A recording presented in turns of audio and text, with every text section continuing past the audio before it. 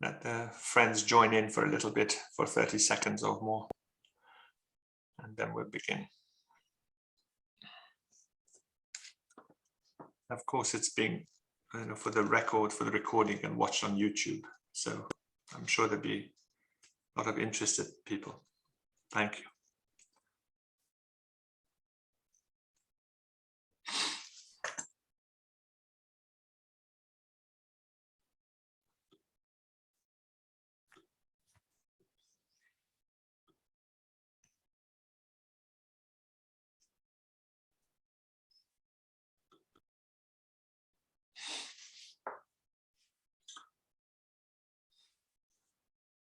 Just give the friends another 20 seconds or so.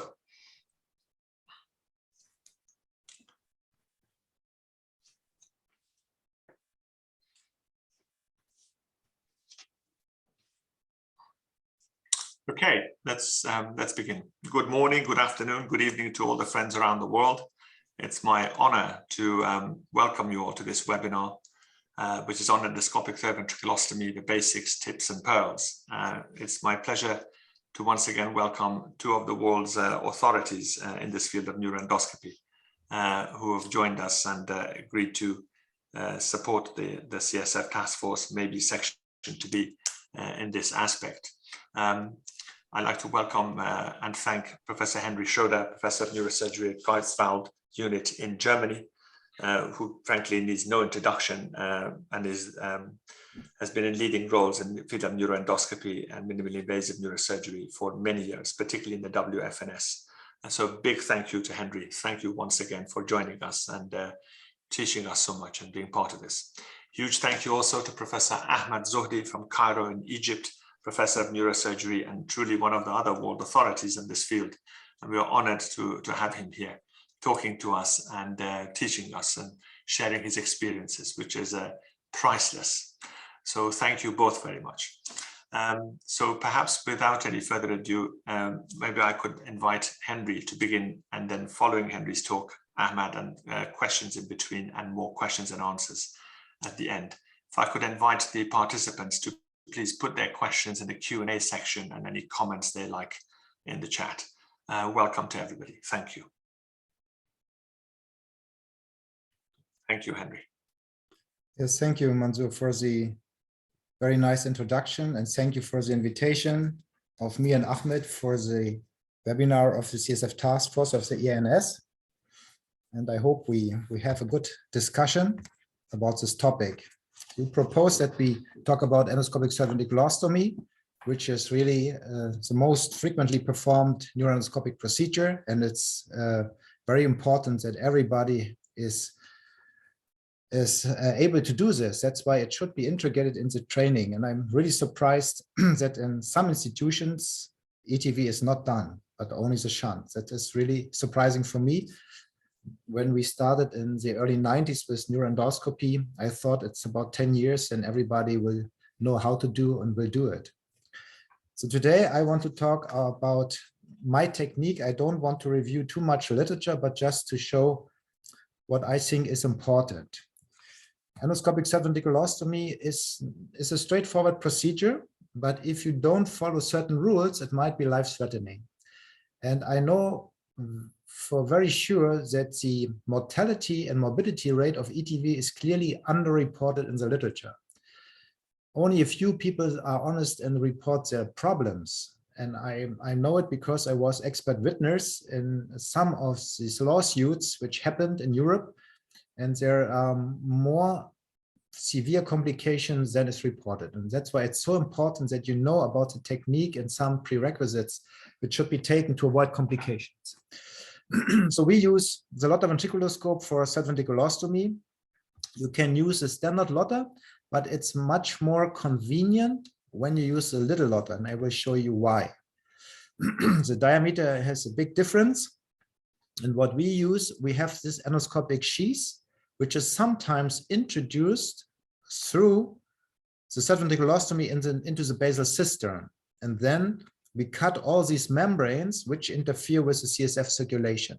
I think this is important in some cases. So the outer diameter is 3.6. And when you take the endoscopic sheath, it's 4.5. So we fix the endoscope with a mechanical holding arm. So with the left hand, you guide the endoscope left, right, in, out, and with the right hand, you control the instrument. Neuronavigation, we only rarely use for ETV. Usually you have dilated ventricles, and then I think it's not required to have it. We discuss this always in our courses, and some people say, why? It's just an addition of 10 minutes, and it gives you more safety. And everybody knows that sometimes the position of the ventricular catheter is not ideal when you see it on the post-op CT or MRI. That's why some people say it should be done in all cases with navigation. I say if the ventricles are really wide, I think it's not necessary. But this is debatable. This is our setup. So usually we sit, sometimes we stand, and we have the images in front of us. So what is the indication of ETV? The indication is any type of occlusive hydrocephalus with obstruction behind the anterior third ventricle. Everything which dilates the lateral ventricle, the third ventricle, can be an indication for an endoscopic ventriculostomy. What we do is a special MRI images before you do the surgery, because you want to see exactly what is the anatomy. And that is very, very important that you look accurately to the MR images. So we have this inversion recovery turbospin echo sequence, which shows flow as a black signal. And you see there's no flow in the aqueduct, showing an occlusion. And then we have this high resolution T2 weighted imaging, which is CISS, constructive in this steady state. In Siemens machine, it can be Drive or Fiesta, depending what machine you use, but it's a high resolution T2 weighted image. And you see very nicely, here's a bulging of the anterior from the lamina terminalis, distortion of pituitary stalk, bulging of the floor, pre-stenotic dilation of the aqueduct, all signs of aqueductal stenosis, which is a perfect indication for endoscopic ventriculostomy. Also, when you have an obstruction of the outlet for the tetraventricular hydrocephalus, there's no need to open this here. You just go in, make an endoscopic ventriculostomy, and you see how nicely you restore the flow and have resolution of the symptoms. So very easy procedure, no need to make complicated ones. The position of the borehole on the entrance is very important. Usually we place the borehole just in front of the coronary suture. There are some studies showing that sometimes even better you come behind, because then you go directly through the foramen and you puncture in the direction of the clivus, not to the basilar. But in most of my cases, I like to have it exactly in front of the coronary suture, not 1 centimeter in front, but just I want to see the coronary suture and there I place it. That in most cases is working very well. If you want to make in the same surgery simultaneously a biopsy to the pineal region, then of course it's not a good. Then we place this 2 centimeters in front of the coronary suture. So I have an approach to the anterior floor of the third ventricle and to the entrance to the aqueduct. So it's in between the ideal points.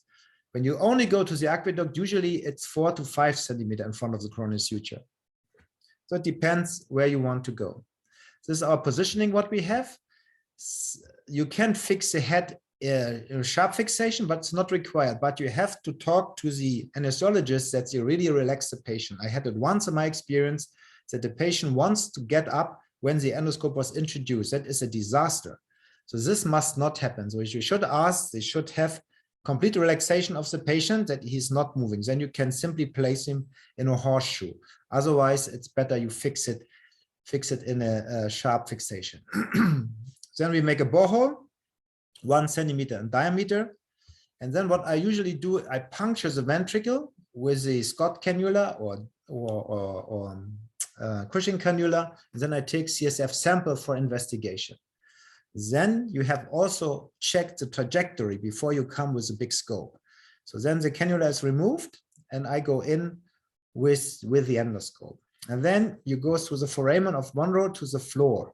The floor may look very different. It's interesting. The variability is very large. That is an ideal floor. You see the infundibular recess, you see mammillary bodies, and you see here the basilar. And it's a translucent floor. So I know I have to place my opening right here. But it's not always the case. Sometimes look like this. Also very translucent, but here you see a vessel. What is it? This is the PCOM. which runs very, very much under the floor. So it's very variable. Then, of course, we go a little bit to the lateral side and make the opening here. Here you see the oculomotor nerve. Sometimes the floor is like this. You don't know where is the basilar. That's why it's so important that you look to the pre-op MRI to see the position of the basilar artery. And then you make your decision where to make the opening. One thing which is very important, never go behind. Even if this is more translucent, never go behind the basilar, because if you inflate the balloon, you may rupture a perforating artery, and that is a disaster. So always you should stay in front. You see here, it's like an arachnoid cyst. This is all floor bulging down. Around 2 centimeters goes down along the clivus and then comes up like in an arachnoid cyst, but it's all floor. And then, of course, it's not good that you make the opening here or here. You just go to the clivus because you can not damage anything. You can open the floor here, then it starts to come up and pulsate. Or here you have a very, very dominant PCOM, the fetal origin of the posterior cerebral artery. And then, of course, you go somewhere here to open it, but never go here. Even if you see here it's translucent, but you see all the perforators here, you should always stay in front of the basilar to avoid this damage.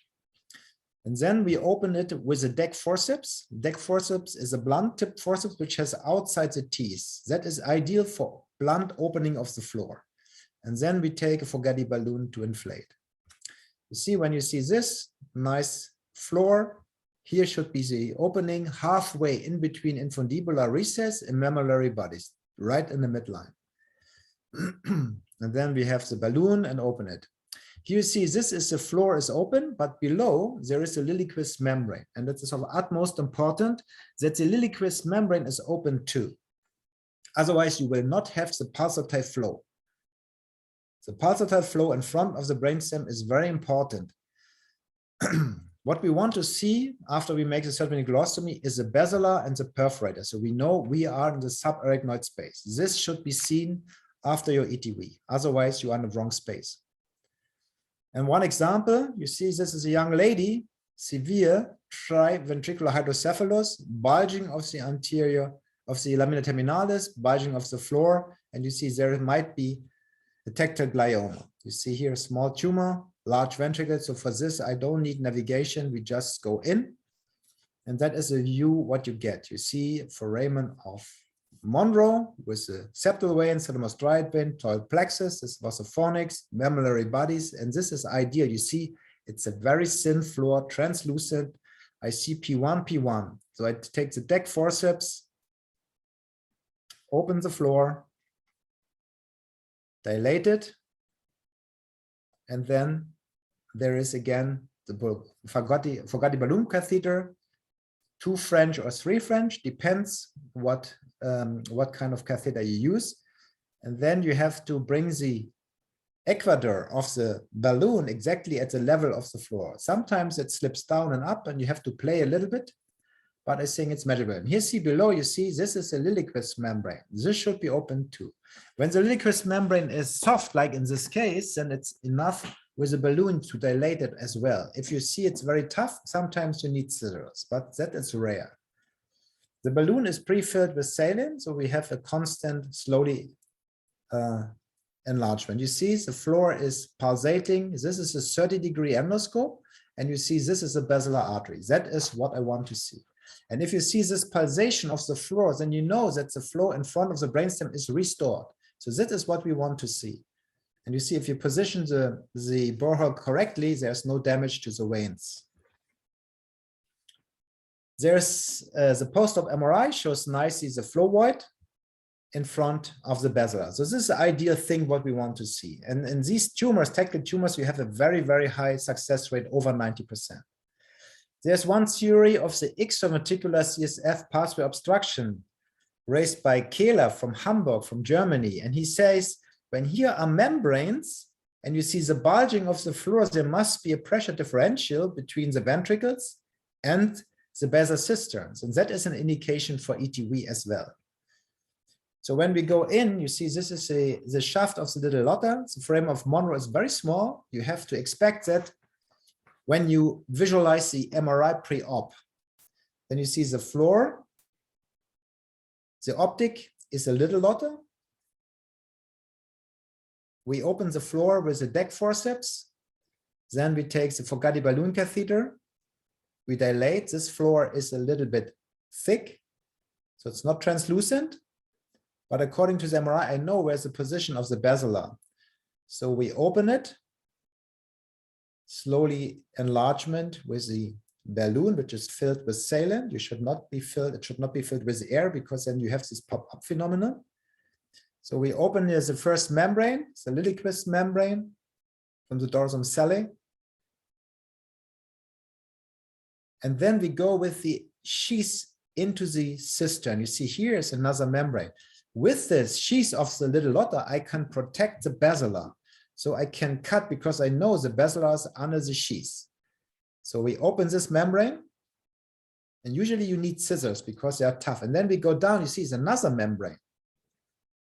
And again, my endoscopic sheath is protecting the basilar. And I again use scissors to open this membrane. It's no chance with a balloon because the membrane is very tough. So we open it. And then you see the beginning of the pulsation, showing that the flow is good. And when we go in, you see this is a clivus. What nerve is this? This is abducens nerve. And now we can go back and you see there's a good pulsation of our third ventriculostomy. These membranes are very important. You see now here we have the flow. It's very important. For example, this is a child who underwent 4 times an endoscopic third ventriculostomy in another institution, and he presented always with failure. So what is the question? This was a tumor surgery initially. So as the aqueduct is occluded, you see some hemosiderine spots here. The aqueduct is completely occluded, the aqueduct stenosis. So we opened the floor, it was scar formation, but still we were able with the deck forceps to open it. Then we take a Fogarty balloon catheter and dilate it. So the question is why it was always closing, because it is an aqueduct stenosis, should be a good sign. But you see there are a lot of membranes. Oh, sorry. There are a lot of membranes, and with scissors we cut along the clivus all these membranes to restore the prepontine CSF flow. And that is very important. If you don't do this, there's no flow, and then of course the floor may close easily. So the message is membrane should be open. It's another case, had also previous ventriculostomies. So chronic hydrocephalus, multiple shunt revisions, all shunt failed, and he came here for another attempt of ETV. We look around, here you see aqueduct completely occluded. And this is a posterior commissure with the endoscope looking to the back. So in this case, we took energy, what we usually don't do. But here it was exactly on the clivus. There's no space between the mammillary bodies and the clivus. So we have to go very close to the clivus. So we open it here, and then we take the Fogarty balloon catheter. And then we check, and we want to see the basilar. But what we see just the arachnoid sac. What means we have entered the subdural space, but not the subarachnoid space. And that is, of course, wrong. This will never work. So we have to displace the mammillary bodies with our endoscopic sheath. And now we open carefully with scissors the arachnoid membrane. And then we dilate it. So you have to end up in the subarachnoid space. If you enter here in the subdural space, that's wrong. It should not be done. Tumor-related hydrocephalus, I told you, you have to look to the MRI. Is the foramen of Monro wide?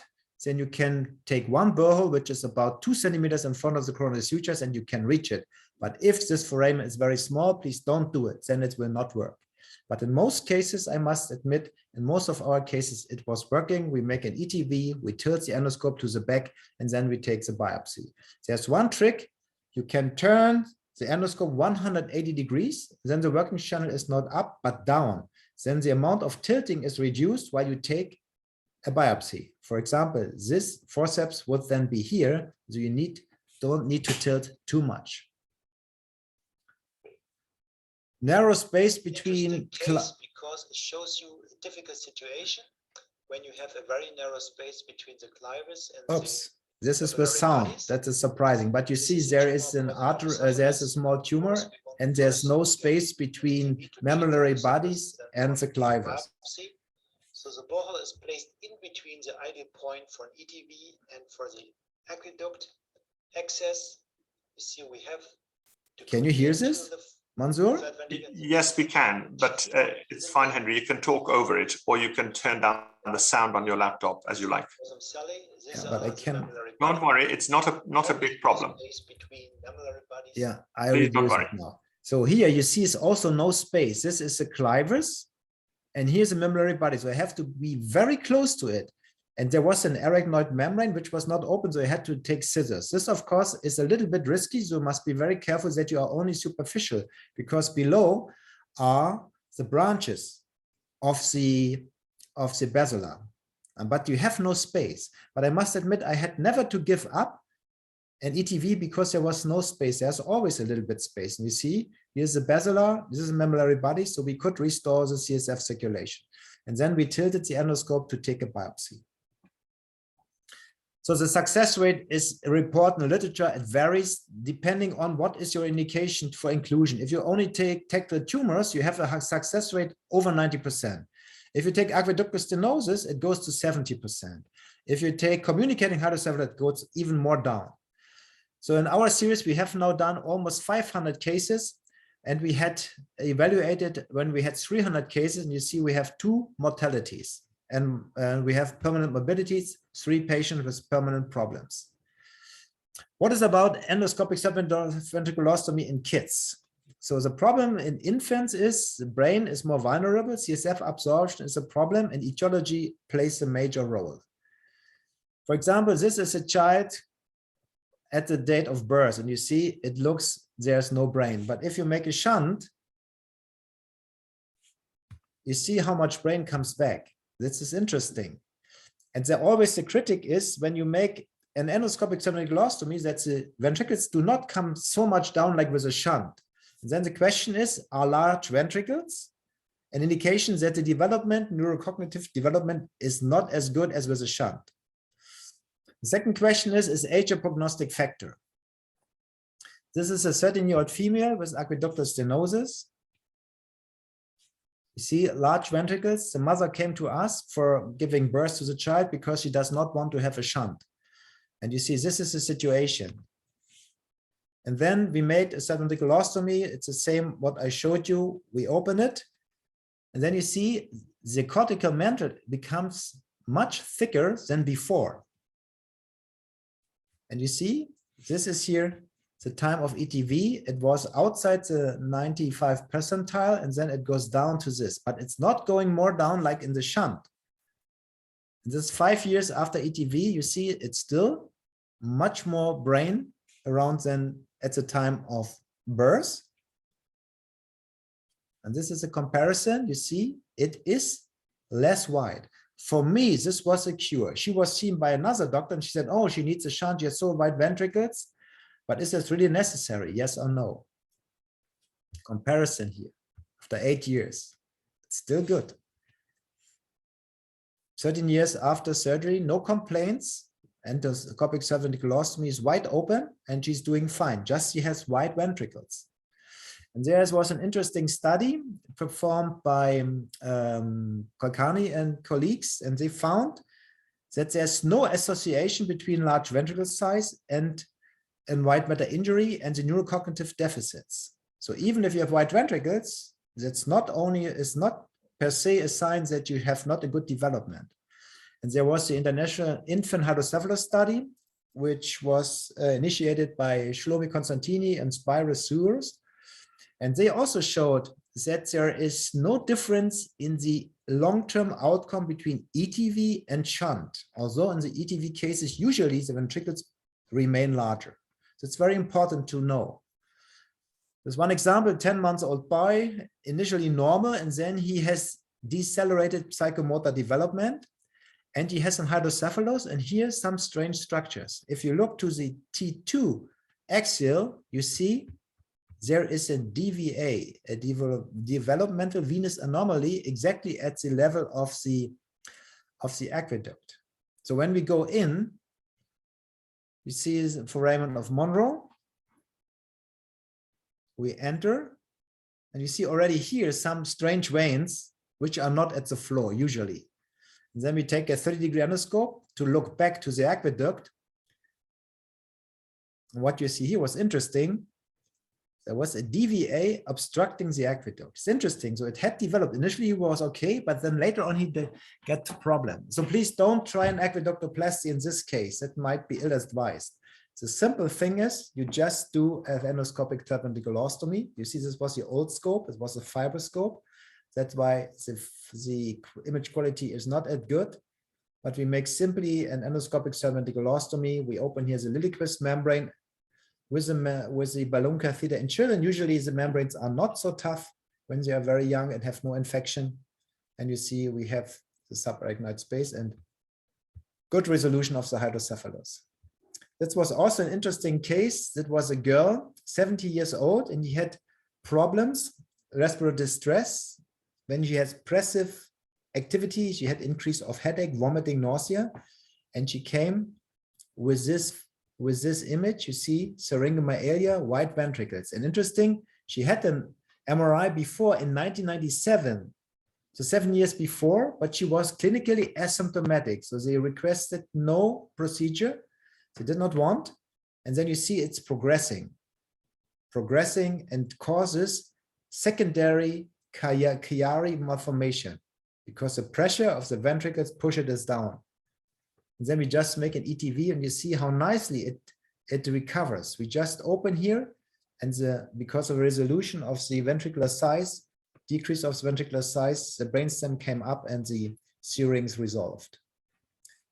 This was our experience written by Joachim Oertel from Hamburg, put all the cases together, and they found that the ETV success rate was 70% in our whole series, and shunt dependence in 26, but depending from the age. You see, when we have the very young, below 6 months of age, the success rate is less than 50%.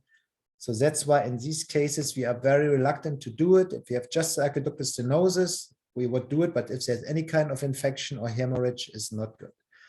So what are factors for failure? Age below 6 months, hemorrhage and infection is clearly, when you open the floor of third ventricle and you see these membranes, you see everything is scarred, it makes no sense to try to open. It's different to the cases I showed you.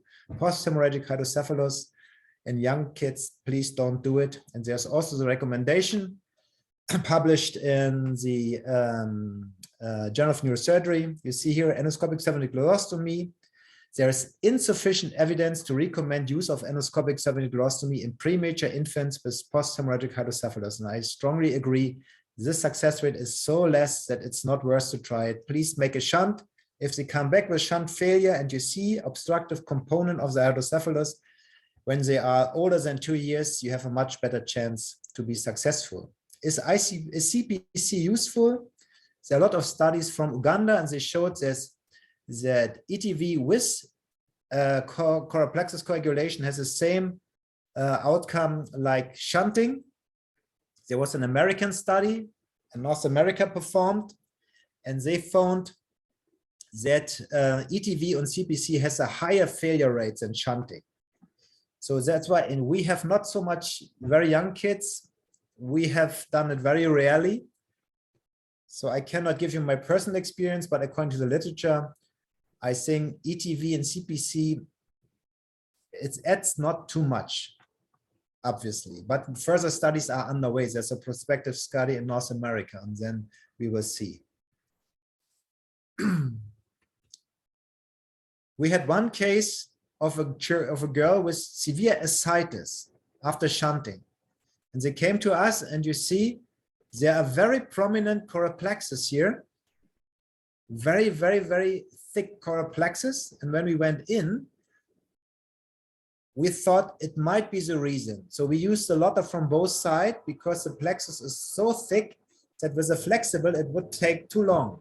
And you see, this is a hypertrophic coral plexus in the temporal horn. You see here's a hippocampus. So we place a borehole here, so we can go to the lateral ventricle, to the frontal horn, and we go down to the temporal horn. But you see how thick this plexus is, and it took 1.5 hours for each side to coagulate, even though we used the lotter and not the flexible, where the bipolar is much, much smaller. But we took a lot of effort to really coagulate all these coral plexus on both sides. And it's interesting, the ventricles came more down, and 1 day later, the ascites was gone. So if the plexus is producing too much CSF, I think it's a good option. In the other cases, post-hemorrhagic hydrocephalus, I'm not convinced, but I personally have not so much experience. What is with shunt failure? Shunt failure, we published it some years ago, and we found a success rate of 60%, no mortality, no permanent morbidity, so it is safe to perform it.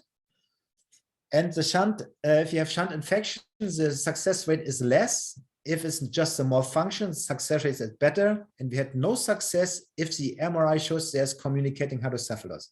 But if there's obstructive hydrocephalus, usually aqueductal stenosis, success rate is really good, and it's recommended in shunt failures to try at least endoscopic subventriculostomy. You see, this is a lady, she was a visitor here. She had 40 years shunt dependence, came with this hydrocephalus, with vomiting, headache, and you see bulging of the floor. So what we did, we just make an endoscopic subventriculostomy, and immediately she starts with reabsorption of CSF, so she does not need any time. She was immediately after surgery fine. So even if you have a long-term shunt dependence, it can be a very, very good option to try first in ETV. If this is not working, you can later present with a shunt. What are complications? In our meta-analysis, what we did, we had the mortality for 0.1%. Complication rate varies from 0 to 20%, depending on the series what you see. This is a complication rate what we published in 2002, and we have a mortality 0.6, permanent morbidity 1%. What was the problem? We had oculomotor palsy because you see the perforation was not performed in midline, but too far lateral. We had another case, diabetes insipidus, permanent, because the ETV was performed exactly in infundibulum, also a surgical mistake. And we had one confusion because one outflow channel of the scope was blocked, and it was irrigated, and the CSF does not come out in a proper way. So all are three problems which were related to inexperience of the surgeon. Should not happen. What is a mortality? We have one lethal subarachnoid hemorrhage. Why? Because the surgeon made the perforation behind the basilar. So the floor, the balloon was introduced behind the basilar, then inflated, and one perforator was ruptured. Then irrigation started for a while. It stopped. Patient came to the ICU, and after 12 hours, he had a rebleed and died. So also a surgical mistake. The other fatal complication was a wound infection leading to meningitis and septic multi-organ failure. This was an old patient in very poor general condition. Otherwise, I think this would not happen. But the first one was surgical mistake, should not happen that way. What we had else, this is a thalamic infarction because we make a biopsy from this tumor. So we went in, make an ETV, and then we tilted the scope. And obviously we have here, just by pressure, caused the thrombosis. So it was no rupture, no bleeding, nothing. It was just by compression causing a thalamic infarction with hemiparesis.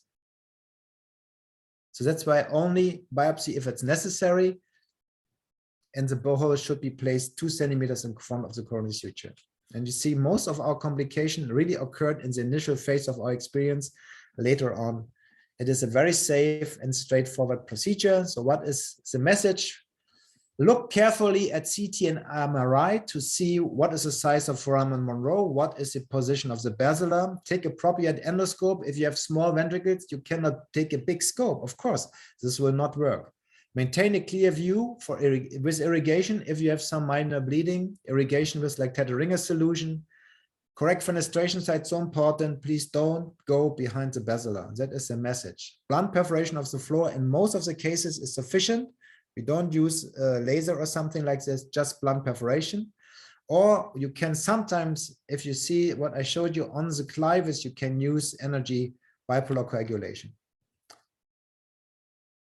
here, as was my mistake, I came in, did not look to the MRI and thought this is a clivus. But if you look, it is a basilar. So please, it looks like bone, but it's a calcified basilar. Please look at the MRI. I can only stress it more and more because I have seen so many mistakes. So I think I stop now. Thank you so much for your for listening, and I hope you have some questions. Thank you. Henry, as always, excellent. You don't hear? Henry, can you hear me? You are muted still. I don't think so. Can you hear me, Henry? Ah.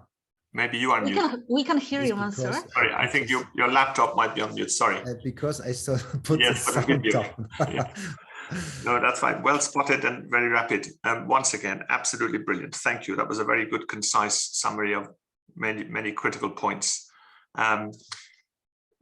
One quick question, if I may, to begin with. Henry, you showed beautifully how you go elegantly with your scope and using the guard of your scope to protect the basilar and make a sharp dissection, cutting the arachnoid planes and the fibers.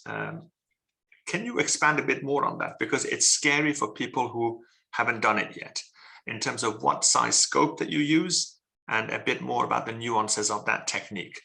Because from my experience, most surgeons would be very afraid to even put the scope through the stoma to have a look, but just some nuances and some tips and pearls about that aspect. So looking, we always do. I want to check, is the size of my ventriculostomy okay? So usually I take a 30-degree endoscope, the diameter is 3.3 millimeters, and I go through this ETV to look.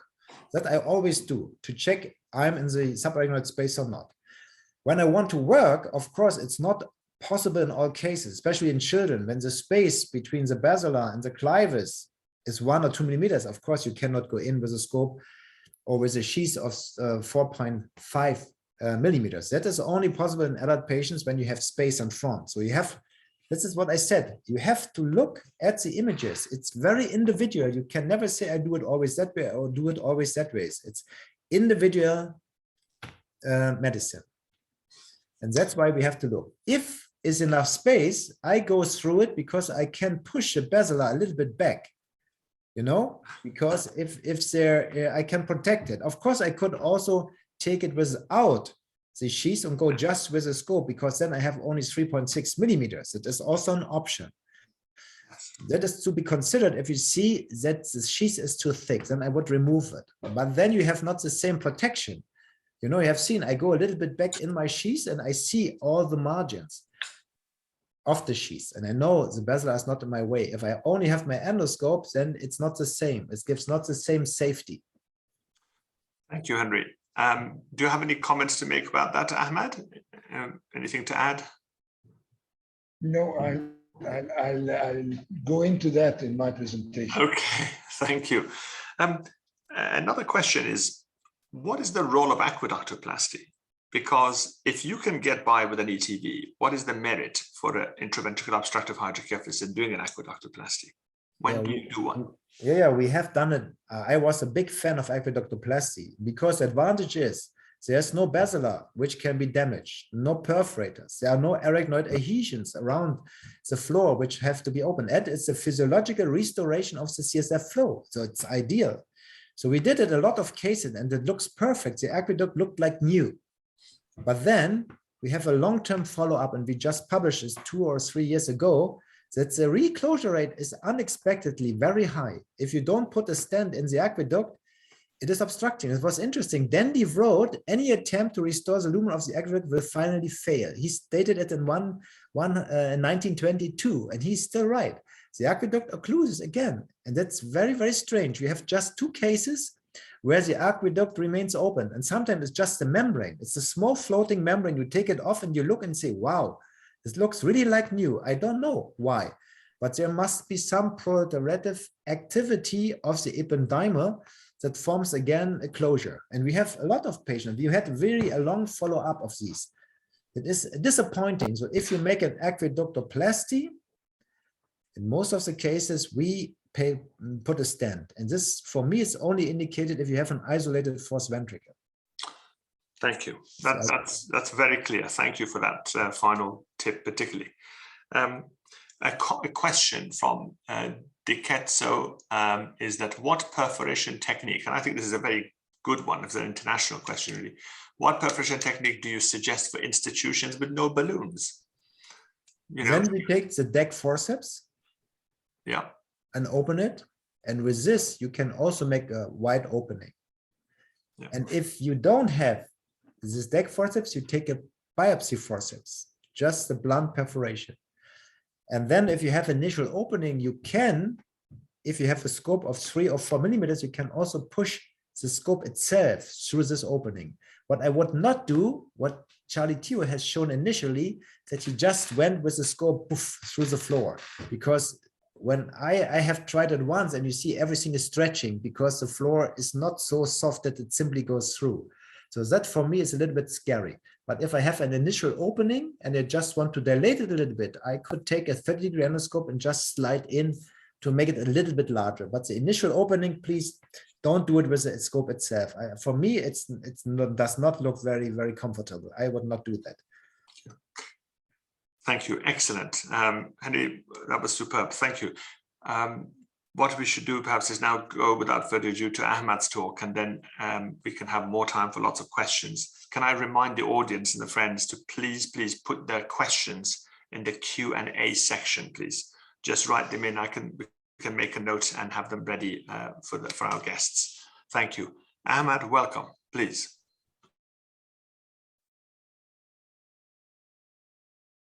Did I share my screen? Yes, just start the PowerPoint presentation. It should be fine. Thank you.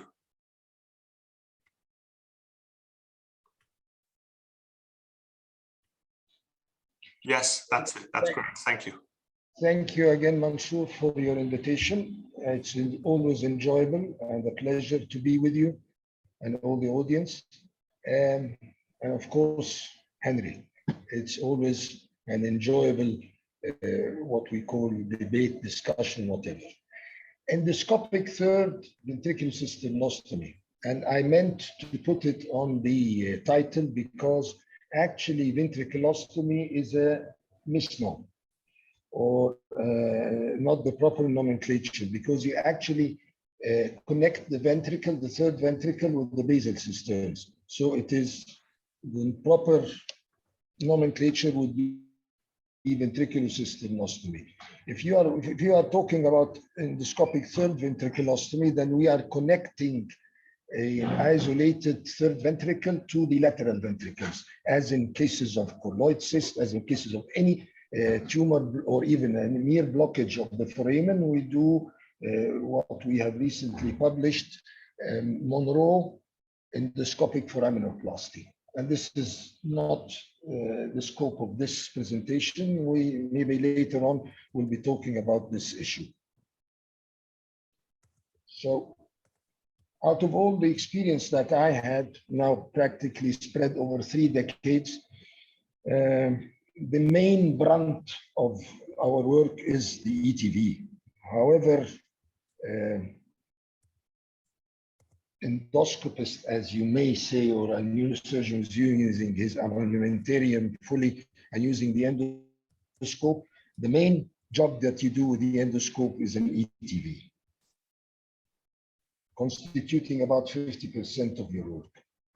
Now, if you go through, we have to know that there is actually a port of entry, which is after reaching the third ventricle with your endoscope, and you start the sort of visionary, or not, I mean, under vision stage of the ETV, because actually you put in your telescope instead of the trocar that you have put in the sheath to penetrate and to reach the ventricle. And this is what you see. This is your port of entry. And these are, of course, when you see such kind of foramen of Monro, it's a salvation, because it's a guide, and it guides you directly into the target area. You see all the anterior septum, the choroidal, the the choroidal, the thalamostriate, the anterior caudate or anterior terminal, and the choroid plexus, and you are just free to go in to see the floor of the third ventricle, which is the second obstacle, where the target area is. And this is something, again, we stressed a lot of times, that of course there are landmarks, both the mammary bodies and the pulsating basilar artery and the thinned out tuber cinerum with the pre-mammary sulcus and the sacral recess, and your target area here, and with the dorsum celli. The most constant landmark is actually the dorsum celli, with the infundibulum in front, and here is your target area. So this is the next stage, or the next port, or the next part that you need to violate. And once you've been through the floor, you still have to deal with the Lilliquist membrane, which is actually your port of exit and where your destination is. Your destination is the prepontine cistern and not the interpeduncular cistern. Although the diencephalic mesencephalic membranes, which form the interpeduncular walls on each lateral and on the lateral sides, might be dehiscent and might serve you and might serve the purpose and might drain the CSF and might give you a successful ETV result.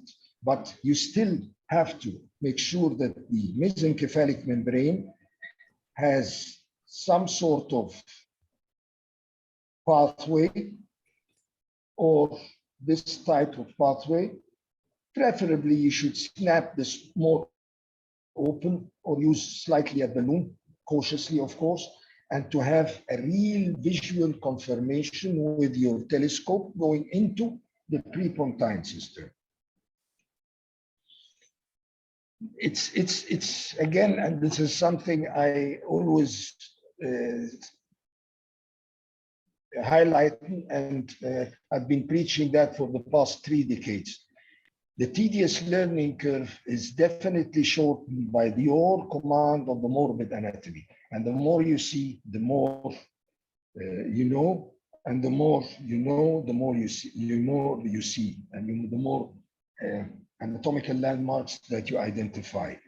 Put in mind that this issue of the endoscopy being in 2D, especially underwater, this is a true fact, but you get to learn the third D through the illumination, through the zooming in, the zooming out, the shadow, etc., etc. And additionally, you get to know a fourth D and a fifth D. The fourth D is your being here, there, and everywhere. This motion parallax, the shades and the illumination, of course, and where you are now, and then going deeper down, going up. This is another dimension. And the fifth dimension, which you get to learn with the learning curve, and what you pass through, is the pathological changes and the chronicity of the hydrocephalic changes and the changes in the morbid anatomy as things progress.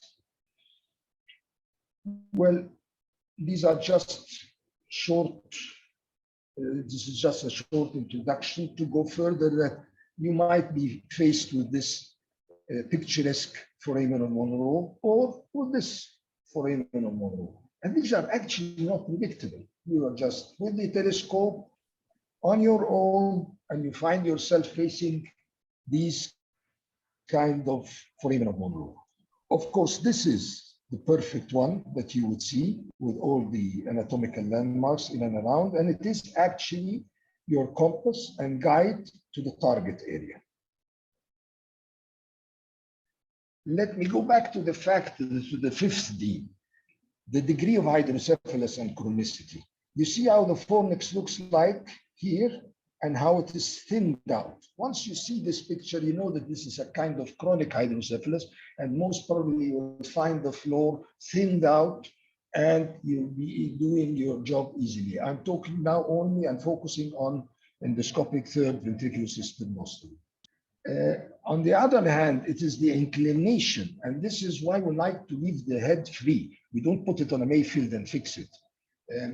We go, of course, to the landmarks that Henry has mentioned, and preferably we put the foramen, the burr hole directly in front or juxta to the coronal suture, and the midpoint of the burr hole should be according to the head, and the large, maybe a large head, you'd go for 3 centimeters for the midline. A smaller head, you would go for 2.5 centimeters to the midpoint of your burr hole. These are very important landmarks, because when you go in and you have a fixed head, you might find this is the normal inclination of the foramen of Monro, and it abides to the fact of the ballooning of the third ventricle. And once the third ventricle gets ballooned and you have a type of chronic hydrocephalus, it turns with the medial side going higher up and the lateral side going lower down. You can see the difference. And this will, of course, mandate your trajectory and your telescope. How would you put your telescope and how would you go further? And this is why we prefer to have the head more or less not fixed, but on a horseshoe.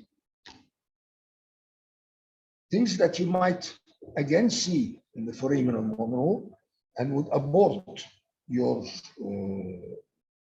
procedure is here a pinpoint kind of foramen of Monro. Don't get too much frustrated. You can still manage it. And then this kind of wide one, which gives you even the free sort of roaming around in the third ventricle and identifying all the structures.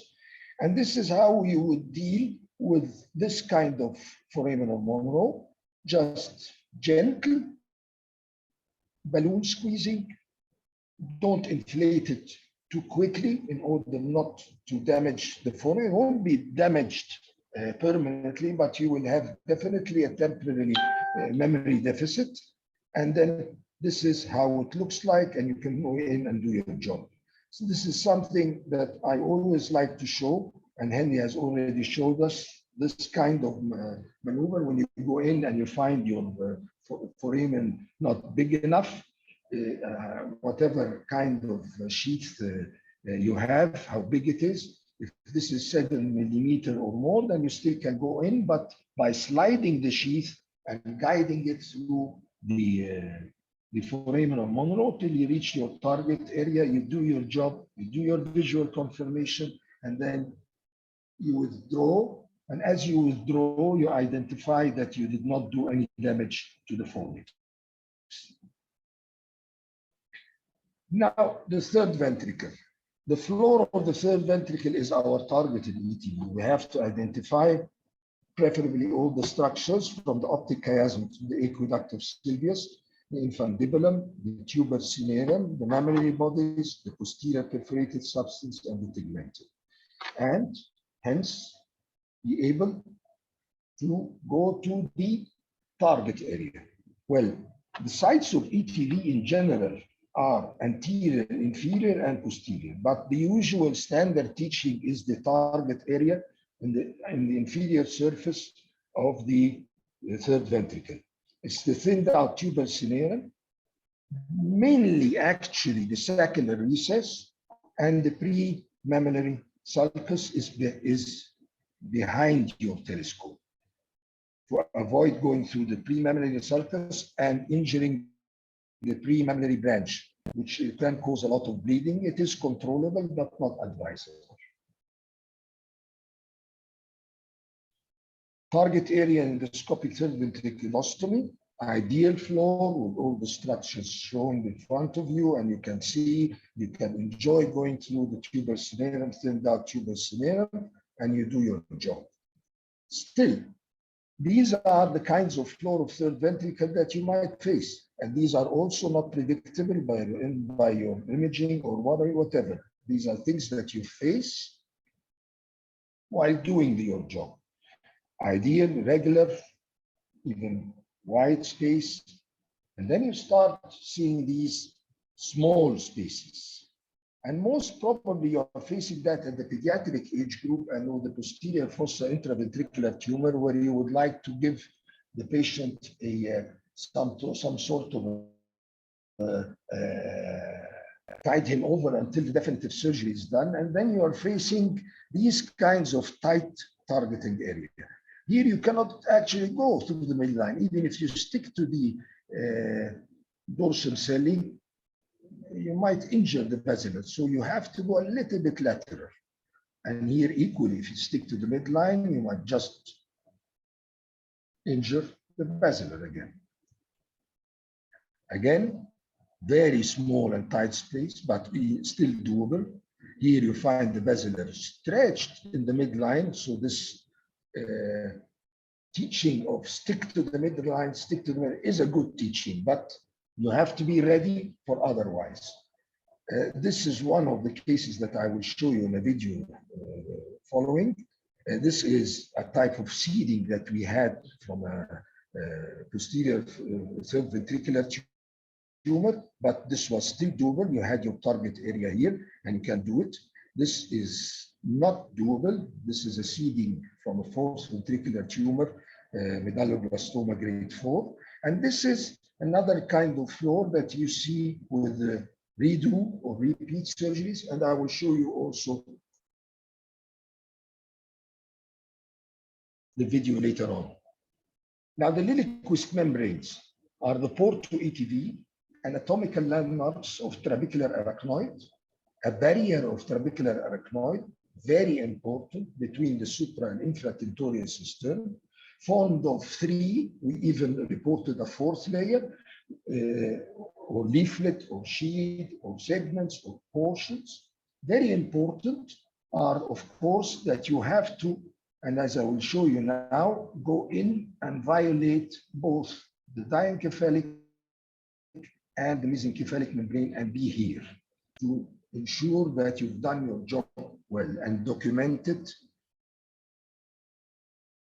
all the kinds of, it could be cuff shaped, sleeve-like, sheet, covering all the basilar artery, or a shield, even very tough. And I will show you some of these cases.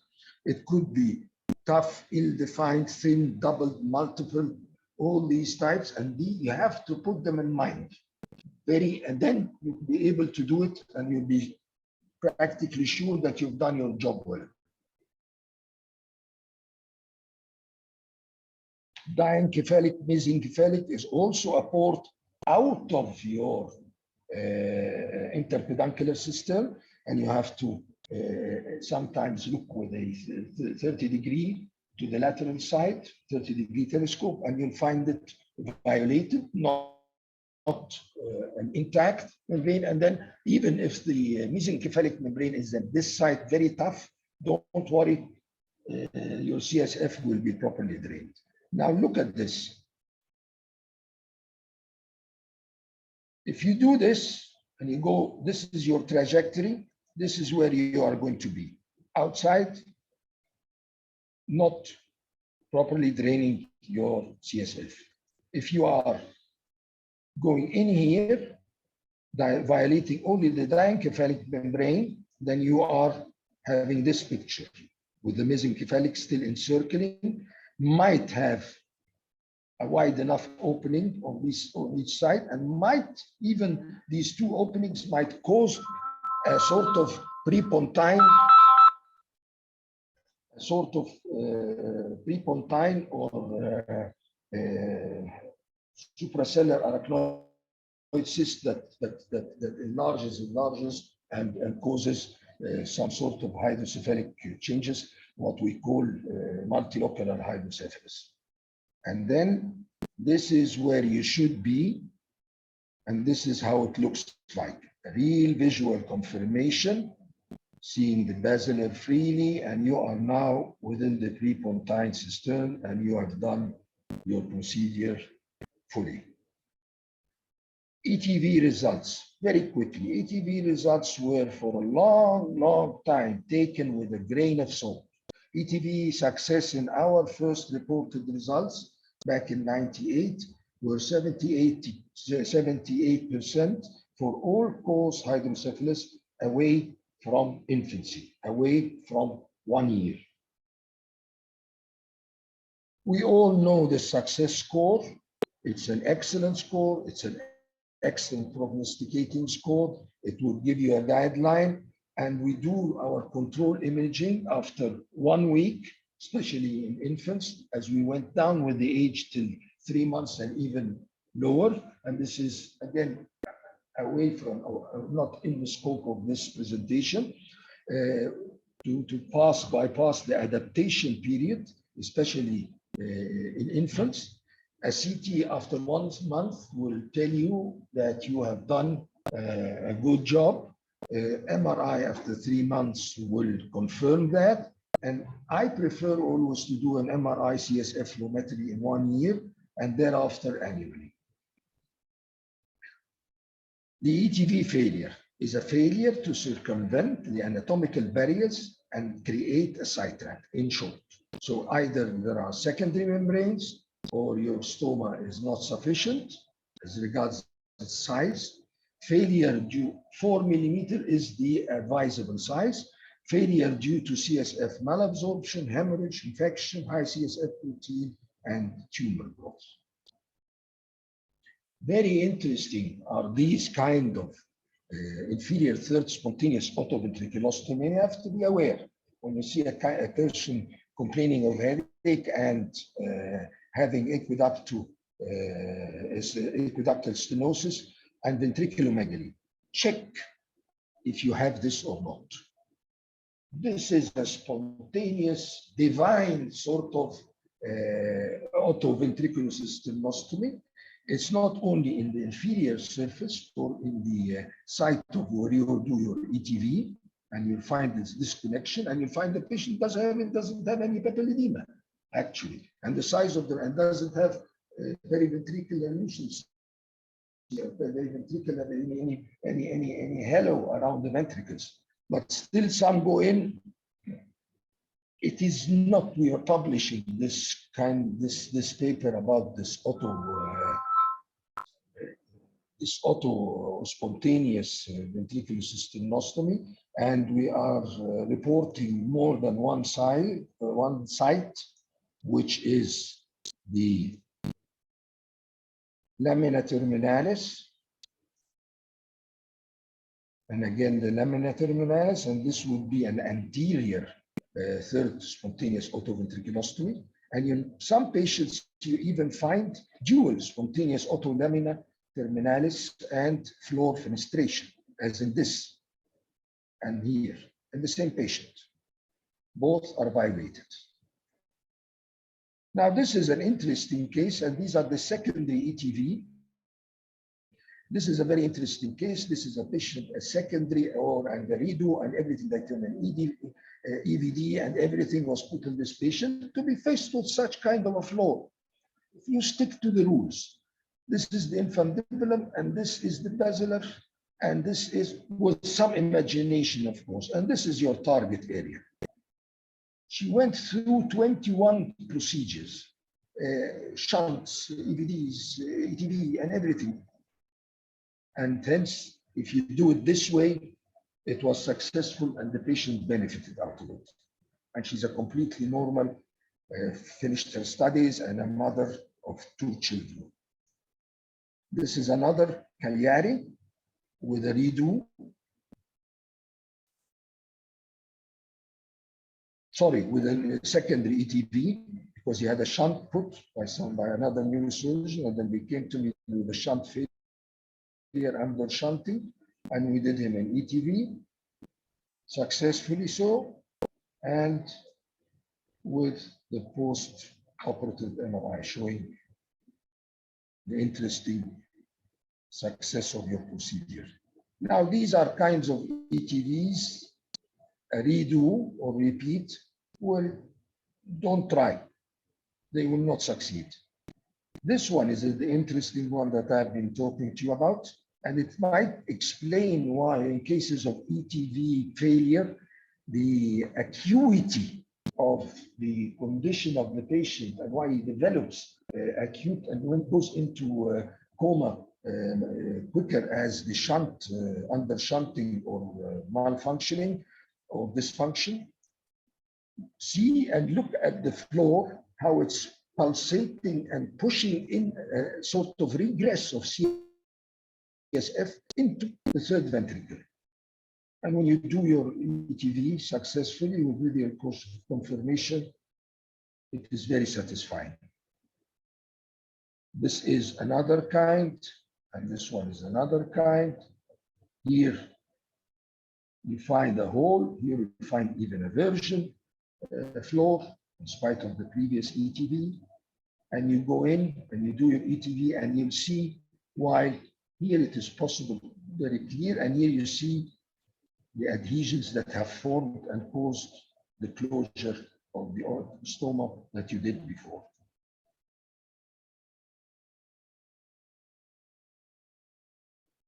Hydrocephalus is a surgical errand. Your options are ventricular pediatric shunt, ETV versus definitive surgery, EVD, or ventriculostomy. This is again another topic that we might discuss later on with all the posterior fossa tumors, etc., etc. ETV has limitations. If you look at this, this is what I was just telling you about, that this patient, okay, it was very interesting doing your ETV and doing your job and visual confirmation, but as you go in and you find the multiple layers of the liliquist, one after the other, and in spite of doing enough big stoma, you go in and you have still here this kind of mesencephalic membrane, and you think, well, did I do my job well? As you see here, yes, you did your job well. Signal void, and the CSF is passing through from the supratentorial to the infratentorial spaces. Another unfortunate, but bear in mind, this kind of shield and tough mesencephalic membrane, you cut through it and you do multiple stoma or ostium, and you enlarge it with the balloon catheter, and you might even cut through with a scissor to make sure that you have done your job. And that is CSF flow. Last but not least, let me just show you another film.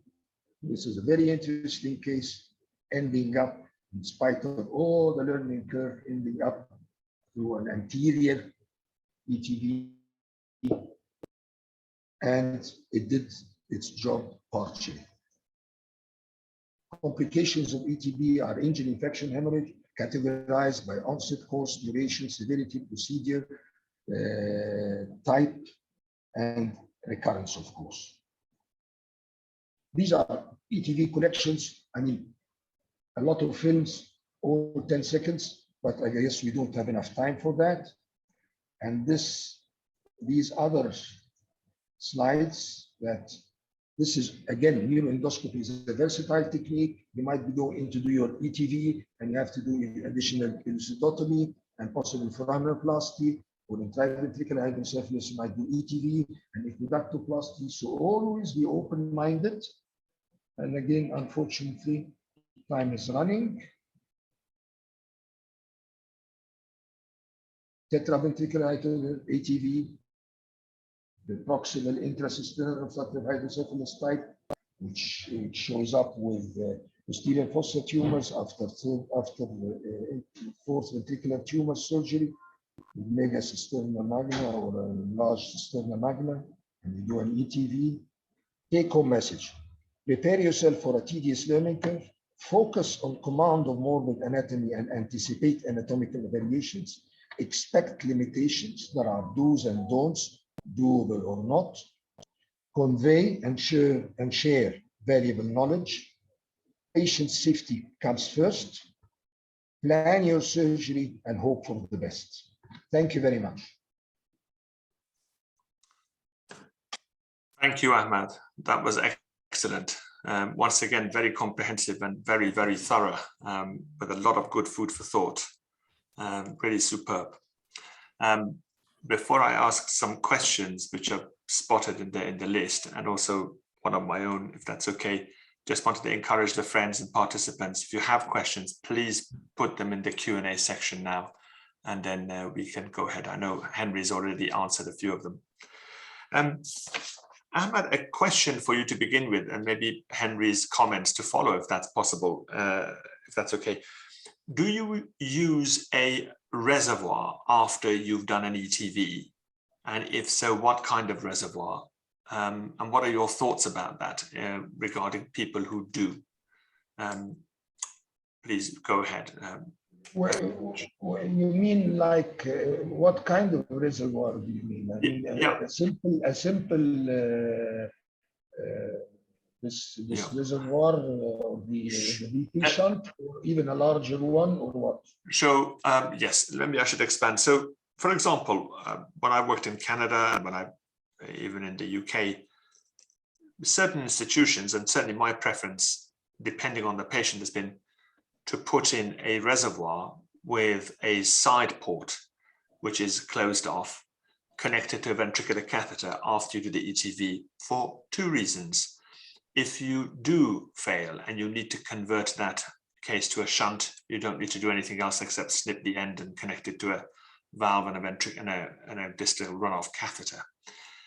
But perhaps the more important is if you wanted to have a measure ICP, and if you were worried that they live a long distance away from a medical attention, and you've got an ETV which is blocked off, then it allows you an access port to measure the pressure and possibly even save their life if they live far away from any medical intervention.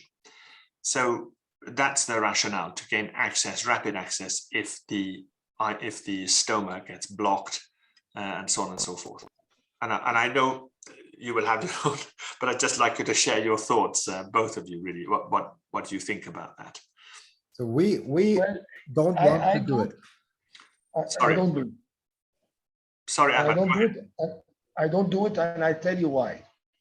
You're defeating your own purpose of not implanting a foreign body, and by finding another way other than the shunt. I'm never against shunt. It's a totally different issue.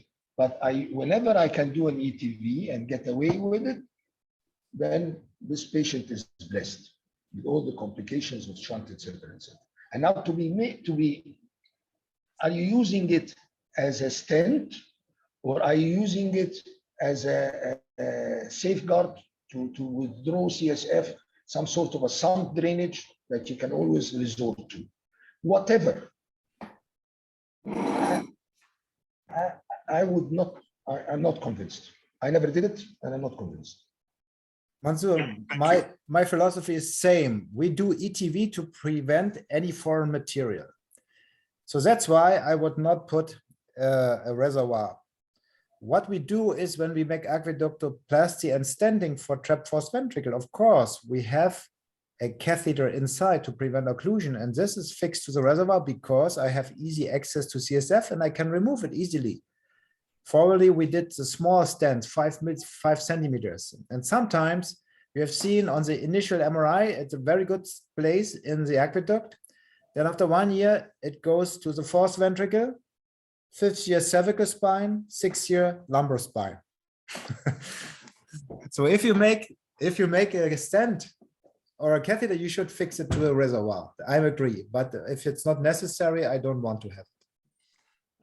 Yes, I would like to have seen the images for that one, but that's a very clear answer. Thank you to both of you. I was going to ask a question regarding measurement of pressure with the new latest devices, with such a reservoir, such a sensor device. They may have their place, but I think that was very clear. Thank you.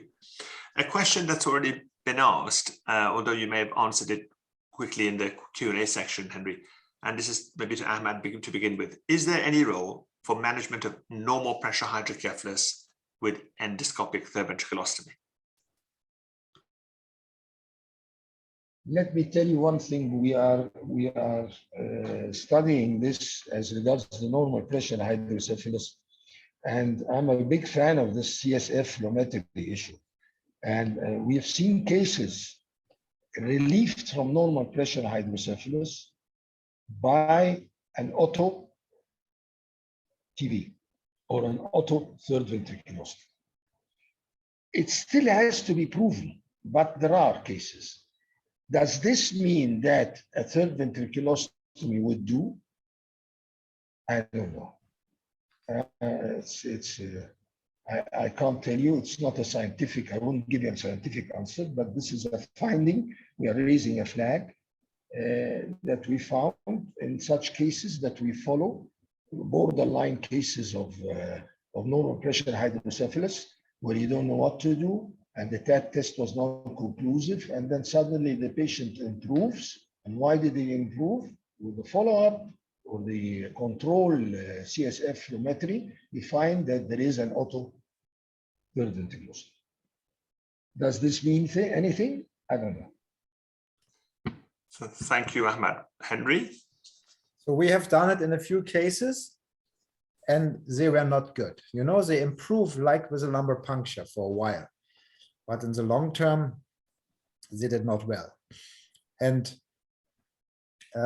we have now a prospective study underway, and I'm curious to see the results. But my impression is that finally many of them deteriorate again and get a shunt. But you know, also when they are shunted, some fail also.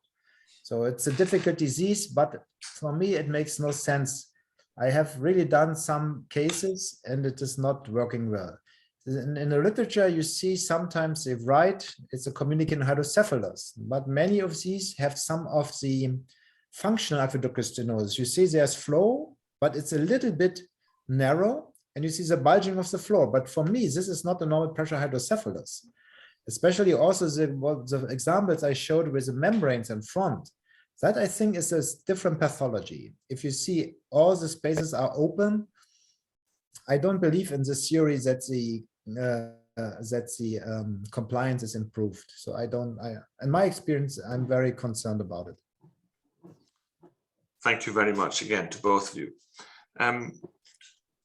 What do you see as absolute contraindications to endoscopic third ventriculostomy in case of intraventricular obstructive hydrocephalus?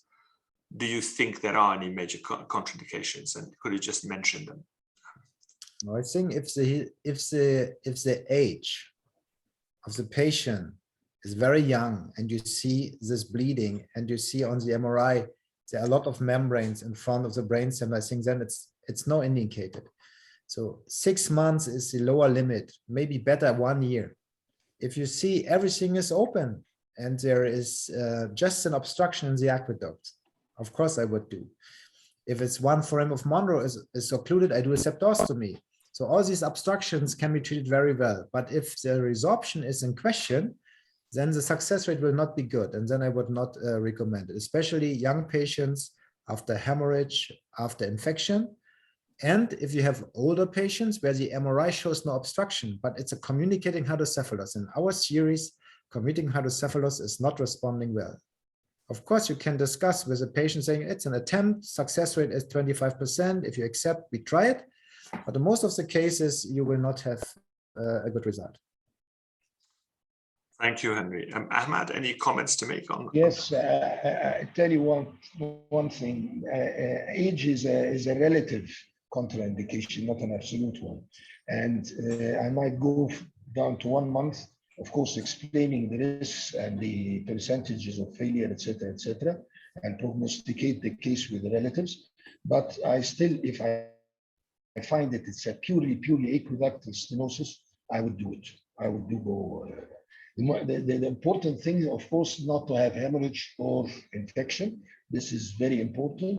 And put in mind that these studies that have been done, and they have proven beyond the shadow of any doubt so far, that within the first 90 days of life, any shunt procedure versus ETV, shunt is preferable for the first year. Thereafter, have better success rate. The shunt has a better success rate than ETV. Wonderful. Thank you very, very much. I'm just looking at the amount of time we've spent. We've been doing this nearly an hour and 20 minutes, and it's been brilliant. Just wanted to invite any final comments from yourself, Henry and Ahmad. And I'm very excited about the next webinar, which I hope we will have one of our colleagues as a moderator, maybe Mr. Basil Zabian, who is very well known in this field. But do you have any comments to make before we say goodbye and we meet again for the endoscopic choroid cyst surgery, which is later this month? Henry, any comments you want to make before we end the session today? No, I just want to thank you for your efforts to spread this knowledge about endoscopic techniques. I think this should be a standard in the armamentarium of a neurosurgeon to deal with endoscopic techniques. It is not much difficult. Many procedures are simple, but it is very important that you see what are the pitfalls and what are the indications. And I cannot stress it more and more. When my residents are always, look, please at the MRI. There is no foramen of Monro. How can we do this from this side? We have to go from the other side. Or we had a case of bilateral foraminal stenosis, and they said, yeah, ETV, because there are wide ventricles, but there's no space. There is no ETV. That must be a foraminoplasty. So we have to look very precisely at the individual anatomy. That is my main message. And then you have to correlate the findings with your instrumentation. Do I have a small scope which fits to the foramen, or I have only a big one? If you only have a big one, you better place a shunt. You know, this is what I want to give as a take-home message. And I thank you again, Mansoor, for this excellent initiative. Thank you. It's very kind of you, Henry. That's some tremendous pearls. Thank you very much. Ahmad, any final comments before we part? Again, thank you. Thank you for giving us the chance to share our knowledge and convey all the messages and the take-home messages. And I mean, preaching about the use of the endoscope and the morbid anatomy and getting to know the anatomy. Believe you me, the fact that you get to know about the anatomy and the morbid anatomy and the endoscopic anatomy gives you another scope, totally. So thank you for this chance. It's our pleasure. A huge thank you to the friends who have joined us, and we hope they will benefit later on reviewing this webinar, which will be on the ENS website. And once again, it's an honor to have Henry and Ahmad here sharing their experiences with us. And we hope many more webinars to come for this aspect of the CSF task force, perhaps section to be, and development of the neuroendoscopic skill set for the surgeons of the future. Thank you for your tremendous work, Henry and Ahmad. You've been brilliant to share experiences, and we look forward to listening to you more. And see you all at the end of June, on June the 30th, for the next webinar, the endoscopic choroid cyst surgery webinar. A huge thank you again. God bless you all, and have a good day. Thank you. Bye-bye. Thank you. Bye-bye. Bye-bye. Bye-bye.